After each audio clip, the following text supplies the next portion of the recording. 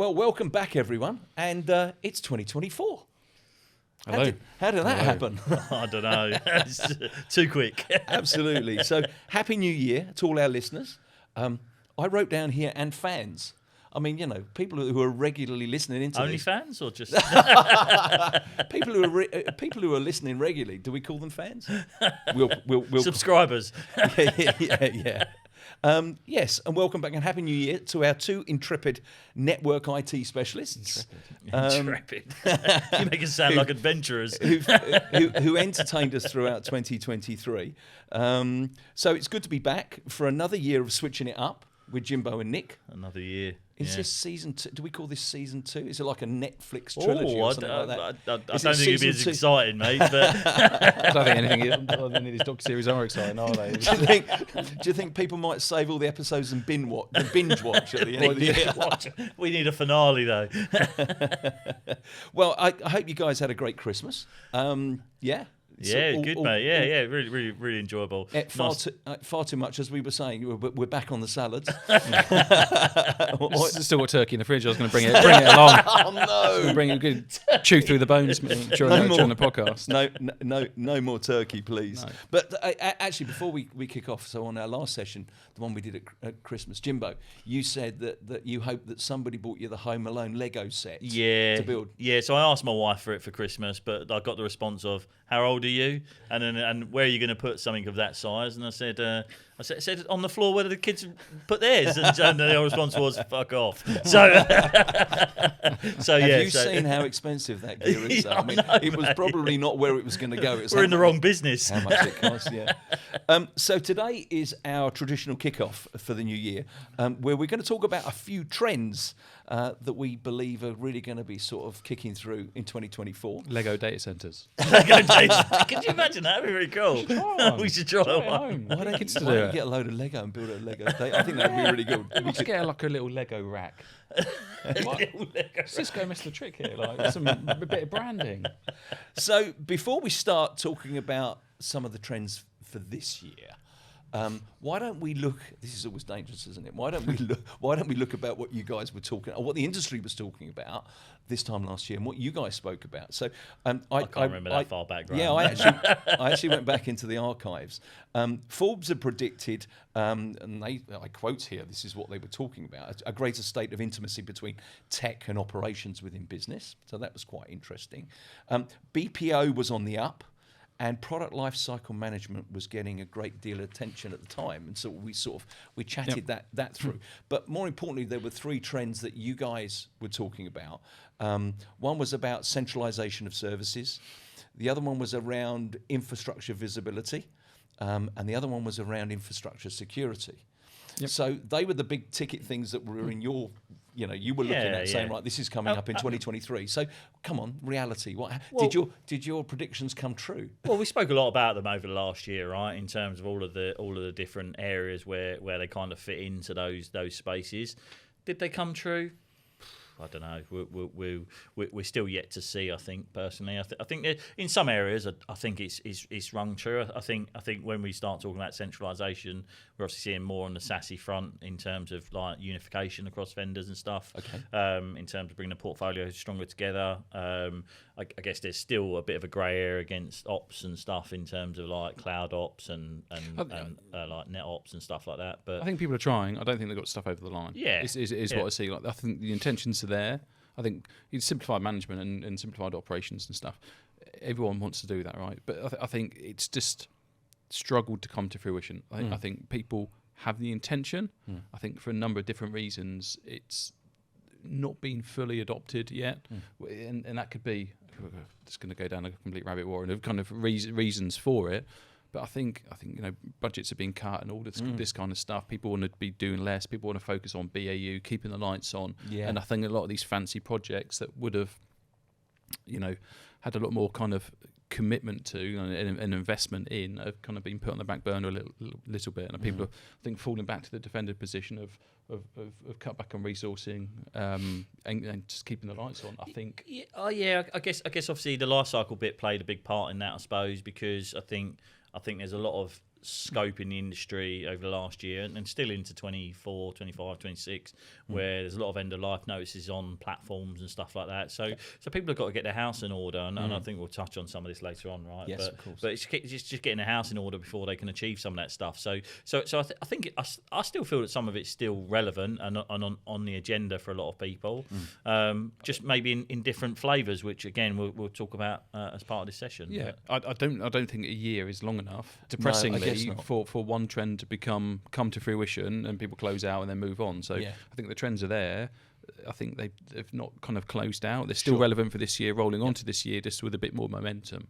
Yeah, That's how I see it. I mean, one of the other things I know when we spoke about this, when we were sort of doing a preamble for the podcast, was also around skill shortages. Yeah. I mean, do we see that sort of carrying through into 24 as well? Yeah, that's still ongoing, mate, to be fair. Yeah, we still see that. We see that as our business as well, right, in terms of it's difficult to hire and stuff like that. I'd be surprised if other people aren't seeing that as well, right? Of course. We speak to people across all different sectors, and you've only got to look on LinkedIn and listen to some of the things going on.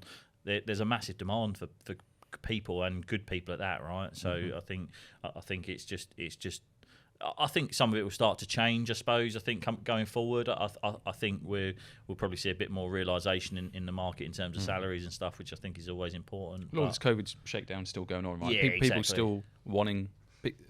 People have changed personal priorities, and they want their life to be different to what it was pre-COVID. Yeah, but not everyone's millionaires. Not everyone's millionaires, and not we're going to talk a bit about that later. Yeah, not that everybody needs to be a millionaire. Well, you do for some lifestyles. Yeah, I guess so. So rather interestingly, isn't it, that this time last year, whilst it was out there, no one was really talking about AI. And if we think about it, if we think about where we were... Ali G was, mate. we'll talk about He's been talking about that since the 90s, hasn't he? So if we think about this time last year, it was out there, but we weren't really putting it front and centre stage. Now, forward wind, 12 months, you cannot go a day without now seeing it or people talking about it. And I just wondered, what I love about you guys is you give it truthfully, right? Let's not talk about the industry and where they think the hype of AI is. What do you see the reality of AI? And we're going to talk about it a bit more in the impacts of it, but in the truth, how's it really going to impact what you do this year? Well, I suppose for me, AI still is lacking the intelligence bit for some degree. I think AI is there, and you're right. I think it's a trendy topic in the industry now, and I think it's gonna, in some capacity, it's gonna take hold in 2024. Right, it did towards the end of 2023 with like ChatGPT and stuff. So I definitely think there's some movement towards a lot more businesses looking at that functionality. But again, what we've got to consider is our business is ready for it, right? So it comes back to the life cycle of the housekeeping that we've kind of touched on. But I think for me, I think it's also a bit of marketing fluff. I suppose we went to a Gartner conference, didn't we? And the I&O conference in London back end of last year, and they were all talking about AI and stuff like that. But when you step back, as you say, our realism sort of take on things is that they broke it down into two different components, right? They broke it down into, was it Fabric AI and Generative AI or something like that? Yeah. And they were saying that basically my take on Fabric AI was it was more machine learning, right? So taking the data that people are generating and actually doing something meaningful with it. But it's the meaningful bit that's selfishly the hard bit to try and achieve, right? Because every business is different. So I think there's going to be a bit of a learning curve over it, and I think people are gonna try it. I think, and you've only got to look at every day. I can't imagine that if you ask the audience, probably a good 80-90% have all tried their hand at ChatGPT in some way, shape or form, right? So it means a lot of different things to different people, right? Everything you see, hear, read is all AI, right? It's hard to cut. It's cut the next revolution, industrial revolution, working revolution. But it's marketing. 90% of it is marketing. It's people putting, vegan stickers on carrots, or that's it. We've just lost half our audience. No, but it's the same, isn't it? It's like, or just saying like, sorry for green any vegans this, watching, green this and green that. When it's not, it's just people you chucking the term in there to try and sell something, if it uses AI or not, people just coining the term in. Of course they are. To make a bit of cash. Yeah, but as you're right, you're quite right. Is there's a lot of marketing fluff behind it, Yes. and I think there's still a lot of infancy around it, right? In terms of where it is for a lot of things. But for me, I see AI being driven by vendors in the most part initially, because I think not a lot of businesses are ready for it. Like internally, I suppose some of the larger organisations, I think will start to capitalise on it. For me, a big place where I see AI being like in front and centre of businesses moving forward is probably in the call centre, right? You think about the people you've got in a telephone call centre taking calls. That's where AI is probably going to capitalise from the outset, right? And not necessarily to make people redundant, but certainly to take the heat off a lot of people. I think we can all probably hand on heart say that we've had that phone call where we've got very irate, very upset, and we've taken it out on someone at the end of the phone. Should we have done it? No, but this is probably where AI can take the brunt of it, and they're not going to get too upset if you call them an F and a shit and all that kind of stuff, right? So I guess from my point of view, that's where I probably see AI being really like having a real impact, I suppose, moving forward in the next few years. But chatbots on websites is not AI. No. We've had them for years, right? It's been there forever, and they're useless. But people will kind of, they will lean on that. Oh, we're using AI on a website. You're not. You're using a pre-canned script. Just a run through. Are you doing this? Are you happy? No, do you want to speak to an advisor? Yes, I do. Well, go to the website. Well, but if they're collecting that data well, they could put that into machine learning, which then can drive the AI business for themselves, right? I think there's. It sounds like we're bashing it. We're not. I think just trying to be a bit realistic. And I think that's what we need to be. We need to be on the ground with it, not to be too hypothetical. Some niche companies, not niche, some specialist companies, you're talking about some of the kind of, I don't know, HFT firms or hedge funds and those kind of people that want to chuck the cash at it will invest heavily in kind of AI. Yeah. They've got the money, they've got the resourcing to do it. Does that transpose into the kind of mid or large enterprise? Probably not. They just can't scale. They don't want to spend the money. They don't have the resources. So I think there'll be a small subset of companies that will continue to push forward. But from a networking side, there's a whole load of network readiness to prepare to make sure we're ready for it. We're going to talk a bit about that going forward, and equally so, we'll probably interject that sort of thinking around AI and what it's going to be. I wrote down on my piece of paper here, and because I was reading through some articles in prep for this podcast, and somebody said generative AI, a super smart personal assistant. So machine learning, constant learning. Do you get smart personal assistants? I think that's certainly. I think that's certainly what they might put on their CV, Jimbo. We've lost more of audience. Yeah, absolutely. So.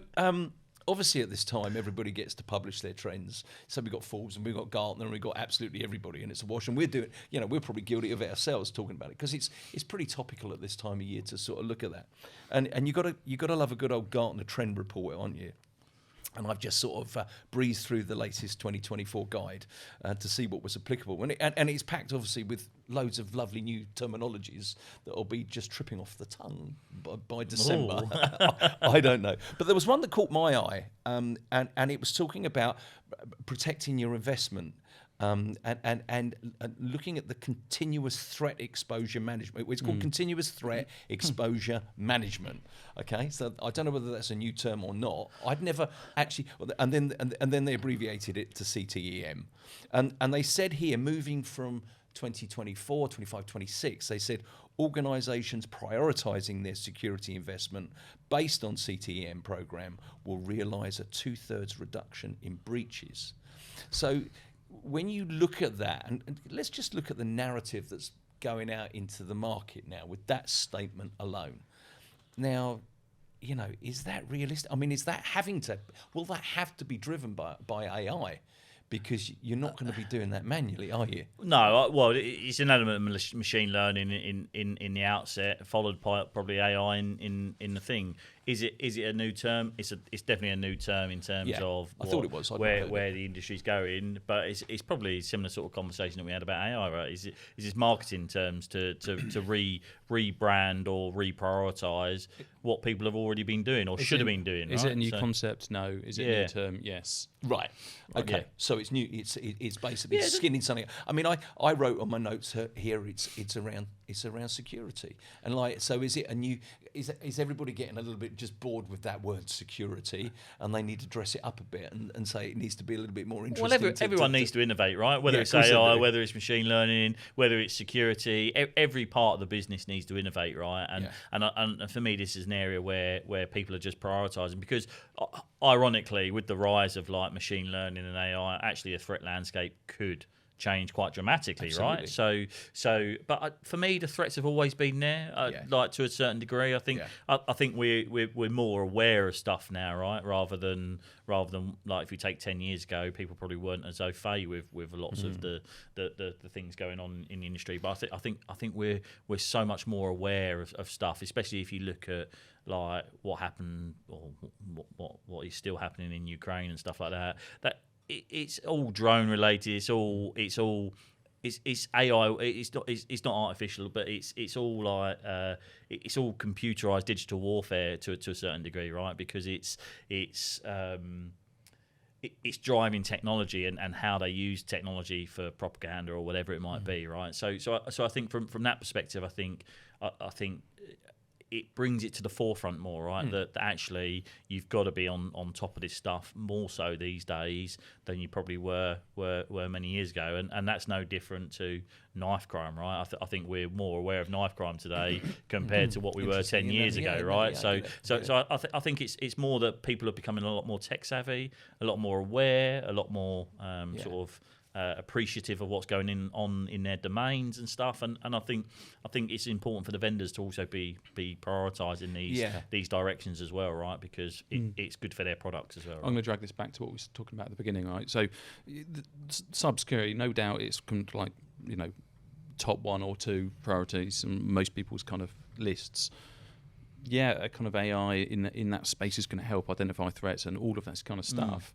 Well, the consequence of that is you don't just want to know the threats, you want them fixed, right? Yeah, of course. So there's no point having a platform, a solution, a service, whatever you want to call it, telling you we've crunched all of this data, we've looked at all of your traffic patterns, and we've seen this and this.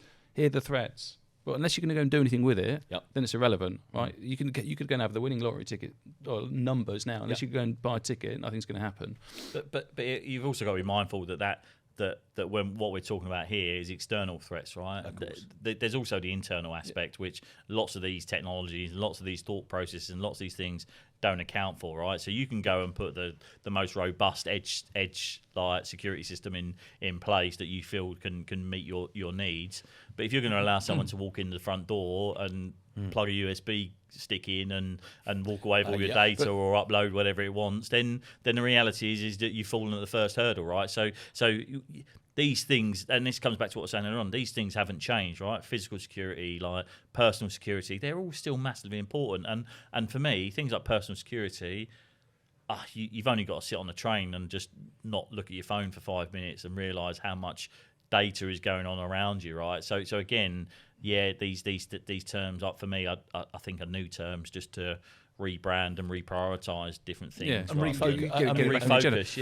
What I was going to say was that you've got these platforms telling you all of these, this new threat data. But we're just saying what were the trends, and we were talking about simplified operations and integrations. You've still got to get that data incorporated into your security workflow, right? You've got to take these threats and you've got to figure out how that data is integrated with all your existing processes to make sure that those threats are kind of actioned, if that makes sense. No, absolutely. You've still got to incorporate it, and that integration, simplified operations stuff is still massive. Let's talk about what trends for this year. Yeah, great, you can turn some AI knobs on and brilliant, but you've still got to make that integrated with what you're trying to achieve. It's still got to be tied back to an outcome rather than just, let's go and buy a product because it says it's got some fancy stuff in it. Yeah, but that comes back to our conversation with people like Rich and stuff like that like on our previous podcasts around AlgoSec, all of those different products and our visibility trend and things like that. That's all still relevant, right? Because if you don't bring those things together, yes, they're still there, but they've just been refocused like into security or into AI.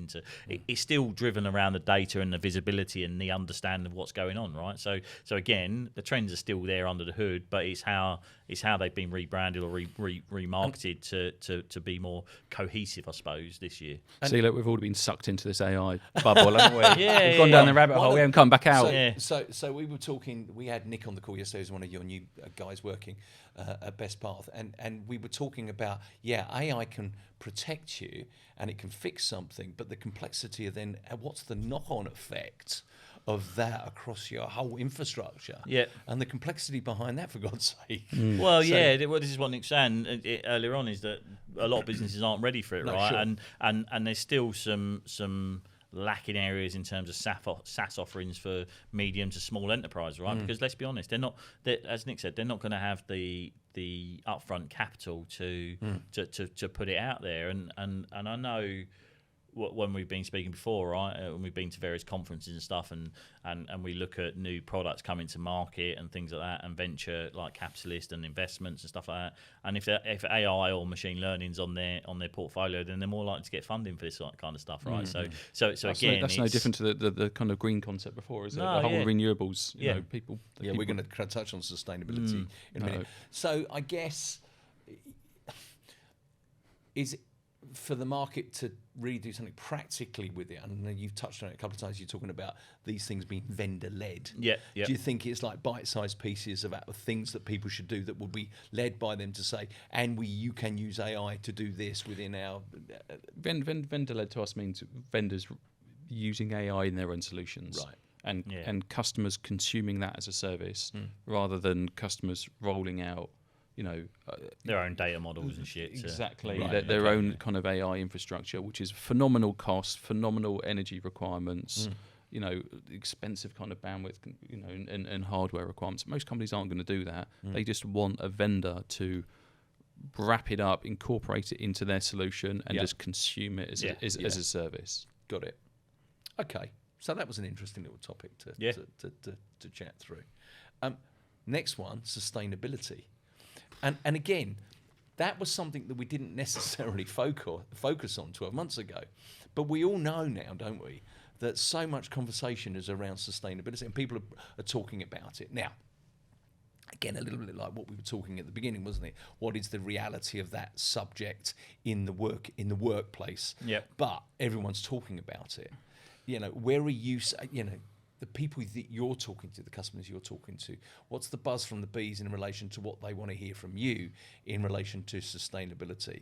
And is that I would imagine it is much more of a growing trend than it was, say, 12 months ago? It is a growing trend, and if you look at lots of people, they do talk about sustainability. Yeah. But I guess we've touched on it before, that there's a lot of factors, I'll say, or considerations that play into that, right?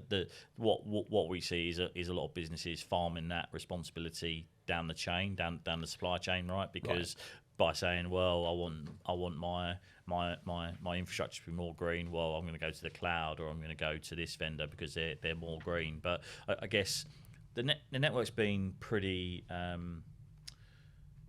efficient for a while, I suppose, in terms of rationalisation and stuff like that. Yeah. So I definitely feel that the network space, the sustainability comes in greater capacity rather than improvements and savings and things like that, because I think the network space has been rationalising their infrastructure for a while through virtualisation and stuff like that. But I think there's a lot of scope in the server space, I suppose, and storage space and stuff where I think there can be some things. But at the same time, is that people don't understand what they've got now, right? So if they don't understand what they got now, how can they confidently go away and say, well, I'm going to make this saving, or I'm going to do this? It's difficult to track. I think, what was the stat we heard yesterday from Nick? He was saying that I think it was only 3% all kind of data center energy is network gear. The rest is all kind of computer storage and so on. So but I think it's hard to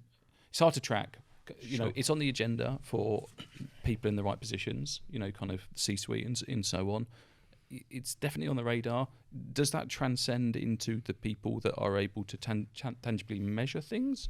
No. I think a lot of the numbers are massaged and not massaged. They are kind of predictive and hypothetical figures. Are we going to, you know, offset our carbon footprint by X amount? It's like, well, how did you measure that? Well, okay, I took an assumption of X, Y, Z. It's very difficult to track. Is it some of your responsibility to demystify that with some of the clients, to put like a practical agenda together? We have to. It's our responsibility to raise awareness of it, right? Okay. So you know, you talk about power savings of certain devices and raising awareness of the efficiencies of refreshing hardware and that kind of stuff. Yeah. It's our responsibility to give people the information, right? If they want to spend the cash to kind of buy new hardware that's much more efficient, and that's up to them. You can't force people to do it. Of course not. But you know, any proposal that we'd have to put together, we have to consider that. We have to bring awareness to it. Yeah, but it's also being smarter in the network space, right? Is like, obviously we were, I can't remember where it was. We went to, Cisco Live, and they were talking about their Pen 1 office and stuff like that, and how they've used IoT sensors and processes and things like that to try and be more sustainable, right? Turning off the aircon in rooms that are not in use, shutting the blinds rather than like putting the aircon on, because actually it's more efficient. So I guess there's other ways to look at sustainability in terms of leveraging a network to do that. But I think it's one of the things. It comes back down again to ambition, appetite, and cost, right? Especially when we look at the post-COVID era and people not necessarily wanting to come to the office and stuff like that. Well, how much businesses are going to invest in their offices moving forward? Again, it's still to be determined, right? It's still to be seen on what that looks like. And I think there's a good example was this morning. I was sitting on a bus on the way to work before I come here, and they've got USB ports that you can charge your phone on. Fantastic. But then I thought to myself, hang on, they're 2 years behind the curve because everything's fucking going USB-C. So the reality is that it takes time for this shit to get into the industry, of right? Course, and to take hold and take effect. So I think things are becoming a bit more normalised. I think when IoT and stuff like that comes to the industry, it's everyone has their own thing, but once they start standardising on stuff, it becomes a lot more consumable, a lot more palatable, I suppose, for businesses to suck up. Tim Cook can sell you a dongle, mate, for your old USB. Oh, I've got one of them in my bag, but that's USB-C to USB, so I'm still fucked. Well, at least they've moved on and they haven't got a 3-pin that you plug a USB in. How much junk have you got in your like bedside drawer of like chargers, like cables? I have no USB Apple charging cables at the minute to my hand, not a single one. Behind our bedside drawer. They're all USB-C. Snake's wedding. No, it's because the fucking kids snap them at the ends. They're fucking useless. Just keep the kids away. Let's tie these two conversations together, right? Yeah. Because we were at the conference that James and I were at fairly recently. We were talking about the kind of AI side, and they were talking about just the power consumption for AI-based infrastructure. Yeah, or GPU infrastructure. And it is phenomenal. Is that because it's like constant? It's always on. It is extremely. Well, it's the amount of like capacity processing and stuff like that they need. I regurgitated something on LinkedIn the other day. I don't ever post much on LinkedIn at all, but kind of a few pertinent things. And they were saying that Microsoft are rolling out nuclear reactors to generate the energy required for their new data centers. Wow. So you think about shutting the blinds in a building. But then you're talking about rolling out I know like there's people can say that nuclear energy is a lot kind of cleaner, but I'm just the amount of power alone. Yes. You know, you're talking about shutting a couple of blinds in an office. You're pissing in the wind when you're talking about. But we're also pissing in the wind when we're talking about Microsoft, mate. Their turnover and their revenue is absolutely obscene, right? Because but it is phenomenal to think the amount of power. And they were saying that some states in the US and some countries, you cannot roll out brand new data centers because there is not enough power in the country to power these new data centers. Wow. I think just in terms of how hungry kind of AI infrastructure is, it's phenomenal. Yeah. So tying that back to the green conversation, Yeah. I mean, those two, to me, at They're first conflicting. glance, They're conflicting. they're aren't they? massively conflicting. But I also see it as another revenue stream for Microsoft, selfishly, because they can now sell power as a service, right? Because they could just ship it all back to the pick something else. to The the P's already residential taken. properties. The Yeah. Paz has already taken, mate. It's platform. Right. Reminds me of those Marvel. Oh, it is already taken, isn't it? Yeah. Reminds me of those Marvel Was. films. Marvel films with Doc Ock. Is it Doc Ock that's drawing the power out of the grid? You know, is that? Everyone's going to be walking around like Homer Simpson, with the little kind of green bar in your bag. So, really interesting to sort of put that perspective on there. So the next term that I sort of picked up on in the Gartner Trends report was augmented connected workforce. And they put a stat, or they put a statement out here, and It said it contains 0% millennials. it said yes, absolutely. It said Europe will lead hybrid work adoption, and it says we predict that Europe will outpace the US in flexible working in 2024, with 40% of Europeans working remotely at least some of the time. Well, that's us fucked then, mate. We're not part of Europe.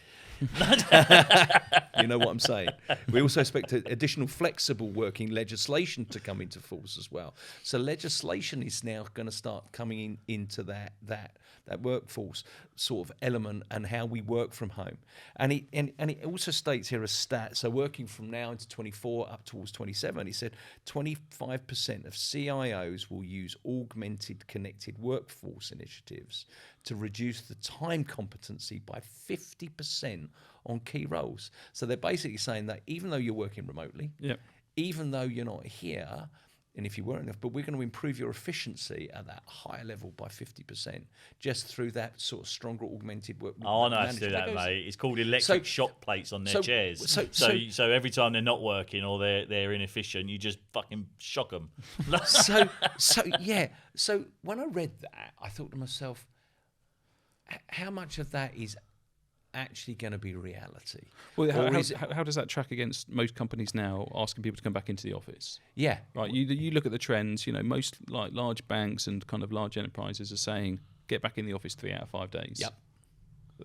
Again, conflicting. But it depends on how you look at that statement, right? I know, because that's what we do as a business, right? Yeah. Augmented services, right? As a business, that's what we do, right? We help businesses augment their workforce to effectively deliver on what they need to deliver, whether that's something they don't have skills in, whether that's something they don't have like knowledge in. The reality is that's what our business does.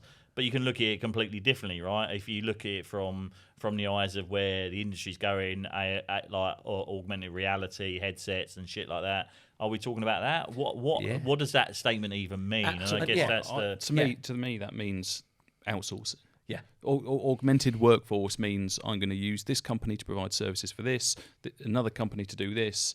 Just building teams based out of other companies. You could read into that in 100 different ways, but to me that means offloading risk to do other companies to get stuff done. But for that to work, business it's effectively outsourcing. It's managed services and stuff like that, right? Yeah. Because you can't, if you outsource, you can't expect the same level of commitment to being in the office to what you get with your normal workforce, right? So I guess it's picking your battles, I suppose, on that front, because again, it comes back to what we were saying earlier on, is that this is what people have been doing for years, right? And augmented workforce is not a new thing necessarily. Maybe there's some legislation around it to say, well, I don't even know how you do put legislation around it, to be brutally honest. But yeah, I guess it's one of them things to say that maybe you need to look at it more. But we see that in trend reports and stuff. Is that, well, there's the skill shortage, there's the need for automation, there's the need for AI. All these skills have to come from outside, right? That's the question I was going to ask. Degree, right? What's the driver for it? Is the the driver right. financial? Is it? What do they mean? Kind of efficiencies? Is it just because they don't have the skills? They want to save costs. They will just want a more effective company to help support a certain function. You've got to look at what the driver for that is, not just we need to be more efficient.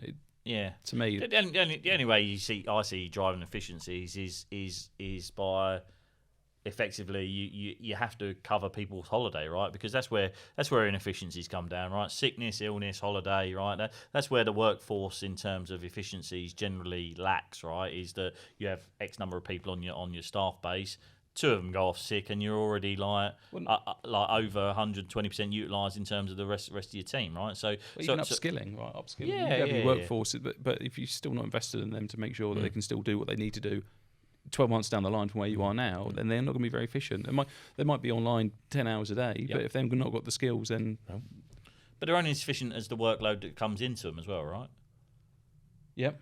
Right. Yep. So I don't know. I'm on the fence. Sure. But it's interesting, isn't it? Somebody like Garner would bang the drum there and sort of just put that out in the ether, and just by your response alone, just the terror you like, how you've like, it's not my stat. Don't shoot the messenger, boys. Get the lynch rope out, Nick. Let's do him now. Yeah.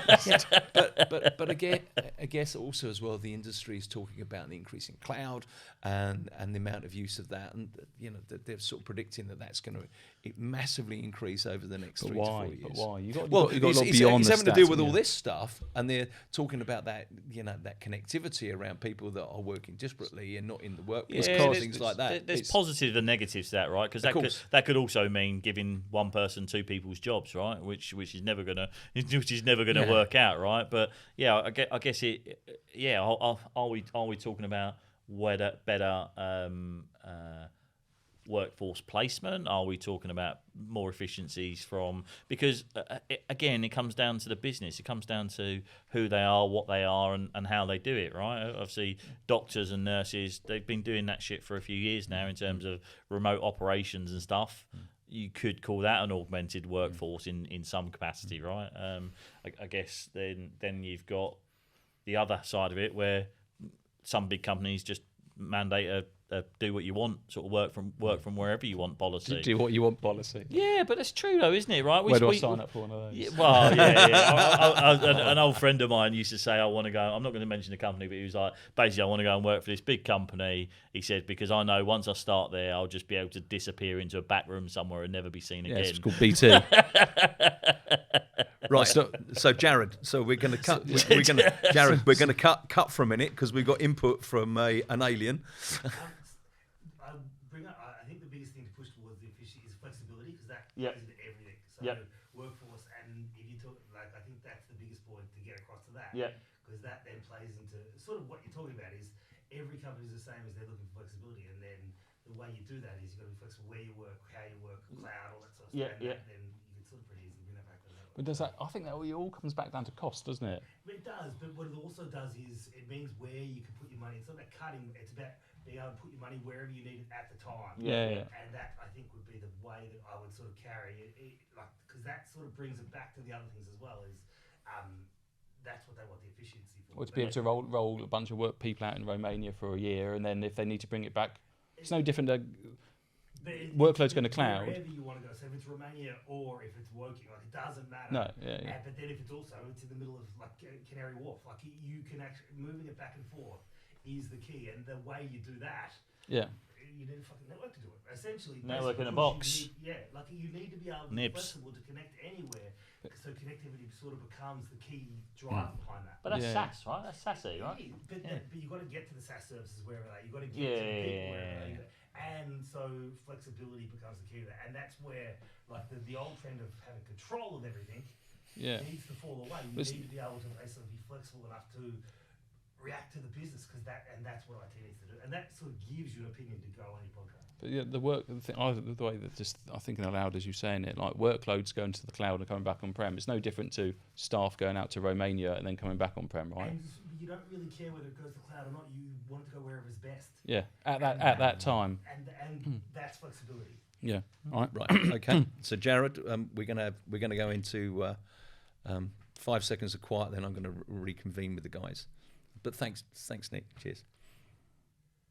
So I guess if we're bundling all of this up, what we're basically saying is this is talking around this augmented connective workforce or trend that they're talking about is just all around flexibility, I guess. It's about where do you have your workforce? How can you best put that workforce to work that's right for your business? And it's all around that connectivity. So making sure your network is secure enough, strong enough, to be able to work in that scenario. Yeah, agreed. Go on, Nick. Yeah, so I'm going to talk at the same time. But yeah, that flexibility goes means a lot of different things to different people, right? So the flexibility for teams to be spun up in, offshore kind of remote locations, any different place at any different time. That's no different to us having workloads in terms of IT workloads, in terms of compute capability out on on-prem out to public cloud, wherever it is. I think the key is to have the flexibility within the network infrastructure to allow these augmented teams and kind of infrastructure portfolios to work wherever is best at any given one time. So if we need to be a dedicated team in a complete remote location, fine, spin them up over there. As long as they've got the network connectivity and the capabilities to allow them to work, that that team might be offshore for a year, 18 months, whatever. Projects close down. Bring that resource back on permanent employees back in the offices for a period of time, whatever it is. Whether you need another team in another location for a certain function. It just the key is that the network and the business needs to be able to support whatever requirements are at any given time, whether that means standing compute stuff up in public cloud for a short amount of time, or we need the network connectivity to allow that to happen. That's no different to workforces being dynamic and fluid, right? Because I think the company requirements change very quickly, and certain priorities change very quickly, right? You look at just now, like a lot of companies cutting costs and want more done for less. They look at different ways to be able to do that and the resourcing affects that. Where is best for those people to work at that specific time? Is it at home? Is it managed service for another company? How do they connect back and so on?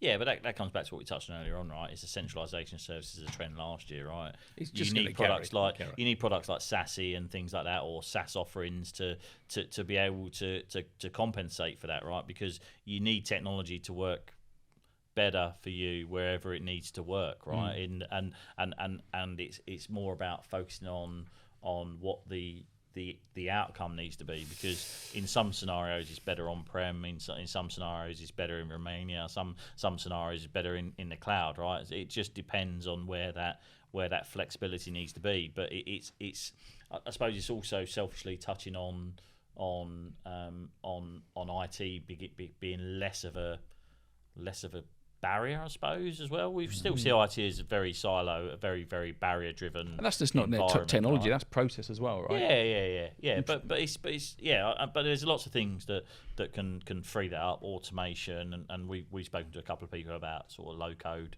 sort of platforms and stuff like that, and things like that will potentially pave the way to simplifying that integration into IT and actually making the business more responsible for their own actions, rather than IT always being the black hole, the deficit for cock blocker. For the cock blocker for cash. Yeah, exactly. I guess for you guys, with all these trends and everything, and I guess you've got to be like always match fit. You never know what customer's going to come in. Have you seen me, mate? I'm fucking not match fit.